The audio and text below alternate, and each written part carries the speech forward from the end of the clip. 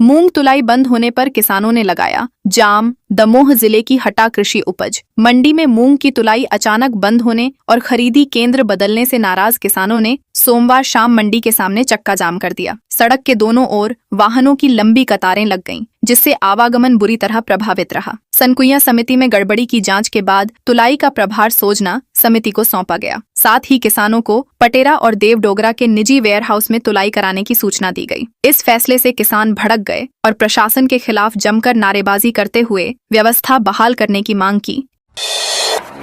MP में 6 अगस्त से फिर तेज बारिश होगी। मध्य प्रदेश में फिलहाल बारिश के बड़े सिस्टम सक्रिय नहीं हैं, इसलिए 5 और 6 अगस्त तक अधिकांश जिलों में बादल छाए रहने और हल्की बारिश या बूंदाबांदी की संभावना है। मौसम विभाग के अनुसार 7 अगस्त से पश्चिमी विक्षोभ के प्रभाव से कई जिलों में फिर तेज और भारी बारिश हो सकती है। पिछले 4 दिनों से अच्छी बारिश नहीं होने के कारण प्रदेश में अब तक सामान्य से 16% कम वर्षा दर्ज हुई है। पूर्वी मध्य प्रदेश के कई जिलों में 1 से 42% तक बारिश की कमी बनी हुई है।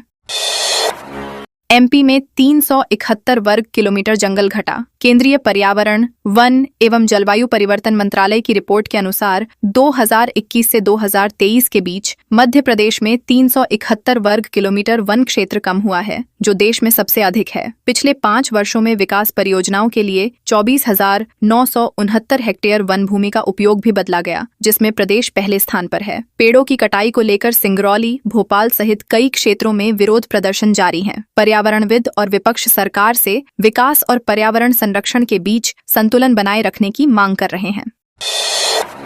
रेलवे बाईपास परियोजना के विरोध में आंदोलन की तैयारी। नागदा में नई दिल्ली मुंबई रेल कॉरिडोर के तहत प्रस्तावित रेलवे बाईपास परियोजना का स्थानीय लोगों ने विरोध शुरू कर दिया है। प्रभावित नागरिकों ने नागदा बचाओ समिति का गठन कर बड़े जन आंदोलन की चेतावनी दी है। सांसद अनिल फिरोजिया ने दिल्ली में रेलवे अधिकारियों से मुलाकात कर लोगों की चिंताओं से अवगत कराया, जिस पर अधिकारियों ने हर संभव सहयोग का भरोसा दिया। प्रस्तावित परियोजना के तहत मालगाड़ियों के लिए शहर के बाहर नया ट्रैक बनाया जाएगा। इसके लिए 75% निजी और 25% सरकारी भूमि का अधिग्रहण प्रस्तावित है।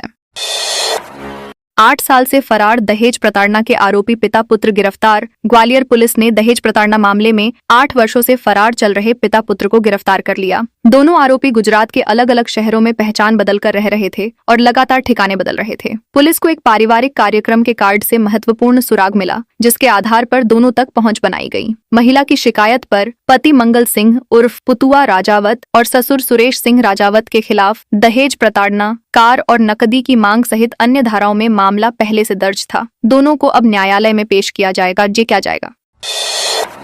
धार में 2 लाख की नाली दूसरे दिन ही धंसी। धार जिले के लेबड़ ग्राम कलसाड़ खुर्द में 2 लाख रुपए की लागत से बनी नाली निर्माण के अगले ही दिन कई जगह धंस गई और उसमें दरारें आ गईं। ग्रामीणों का आरोप है कि मरम्मत के बाद भी नाली दोबारा क्षतिग्रस्त हो गई, जिससे निर्माण कार्य की गुणवत्ता पर सवाल खड़े हो गए हैं। मुख्यमंत्री हेल्पलाइन 181 पर शिकायत दर्ज कराने के बावजूद संतोषजनक कार्रवाई नहीं हुई। ग्रामीणों ने चेतावनी दी है कि यदि 8 दिनों के भीतर दोषियों पर कार्रवाई नहीं हुई तो वे कलेक्टर कार्यालय के सामने धरना प्रदर्शन करेंगे। टीकमगढ़ में महेंद्र सागर तालाब पर प्लांटेशन अभियान। टीकमगढ़ में महेंद्र सागर तालाब के कैचमेंट क्षेत्र में जिला प्रशासन और नगर पालिका के संयुक्त तत्वावधान में वृहद पौधरोपण अभियान चलाया गया। कार्यक्रम में स्कूली बच्चों, सामाजिक संगठनों के प्रतिनिधियों और जनप्रतिनिधियों ने उत्साहपूर्वक भाग लेते हुए 500 से अधिक पौधे लगाए। अभियान का उद्देश्य तालाब के आसपास हरियाली बढ़ाना, पर्यावरण संरक्षण को बढ़ावा देना और लोगों को पौधों की देखभाल के प्रति जागरूक करना रहा। कलेक्टर विवेक श्रोत्रिय ने बच्चों से अधिक पौधे लगाने और उनकी नियमित देखभाल करने की अपील की। सर्पदंश मरीज के इलाज में विवाद, दोनों पर एफआईआर। सिंगरौली जिला अस्पताल के ट्रॉमा सेंटर में सर्पदंश मरीज के इलाज के दौरान डॉक्टर और मरीज पक्ष के बीच विवाद हो गया। दोनों पक्षों ने एक दूसरे पर मारपीट, अभद्रता और धमकी देने के आरोप लगाए हैं। बैडन कोतवाली पुलिस ने दोनों की शिकायत पर अलग अलग एफआईआर दर्ज कर जांच शुरू कर दी है। घटना सोमवार रात की बताई जा रही है, जब इलाज के दौरान अस्पताल में भीड़ और अफरा तफरी के बीच कहासुनी बढ़ गई। पुलिस अस्पताल के कर्मचारियों और मौजूद लोगों के बयान भी दर्ज कर रही है।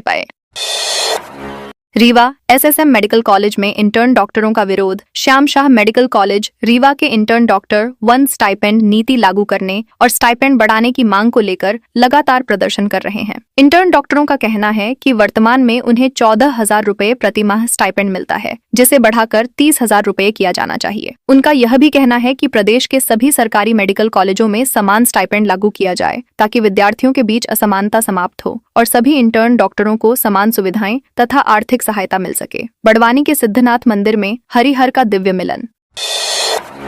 बड़वानी के रानीपुरा स्थित सिद्धनाथ महादेव मंदिर शहर के सबसे प्राचीन और प्रमुख आस्था केंद्रों में शामिल है। इसकी स्थापना का सटीक इतिहास उपलब्ध नहीं है, लेकिन यह मंदिर राजाओं के समय से श्रद्धा का केंद्र माना जाता है। श्रावण माह में यहाँ बड़ी संख्या में श्रद्धालु भगवान शिव के दर्शन के लिए पहुँचते हैं। मंदिर के पुजारी पंडित शैलेंद्र तिवारी ने बताया कि बड़वानी रियासत के राजा रणजीत सिंह के समय से यह मंदिर राज परिवार के संरक्षण में रहा है और आज भी उसी परंपरा के अनुसार इसका संचालन किया जाता है। सिंगरौली में पुलिस का अभियान।